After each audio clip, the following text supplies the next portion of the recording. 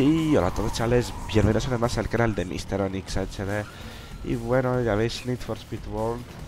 Me apetece echar una de carreras para ir calentando un poco otra vez de la despedida esta, bueno, que tuve un barranquito de unos 3 o 4 meses sin hacer ni una puta mierda, pero bueno.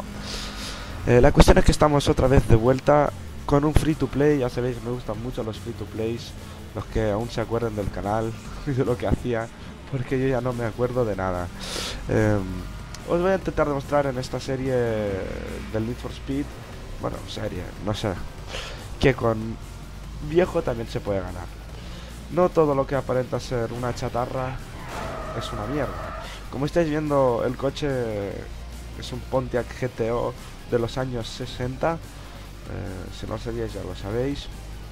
Y ya simplemente a vista de ojo normal, a vista simple, podemos observar que el coche es con clara diferencia y con ventaja bastante más malo, aparentemente, claro, que todos estos, ¿no? Porque con la tecnología ya sabéis que son tan bonitos estos coches modernos, tan guapos, con todas esas luces, con esas curvas, con todo. Pero como estáis viendo ahora mismo, le estoy follando el ano al Volkswagen Scirocco en recta con este Pontiac del 60. Es la hostia, estoy muy impresionado con el coche, aunque sea un juego. En la vida real os digo que pasa lo mismo.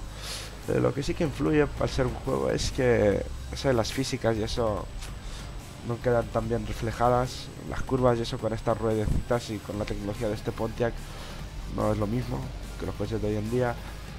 Y yo supongo que, no sé, que todo está guay. Y os digo que voy a dar mucho que enseñaros.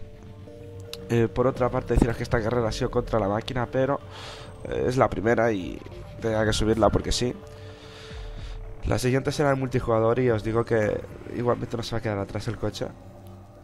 Promete mucho y nada, espero que os haya gustado y hasta luego. Adiós.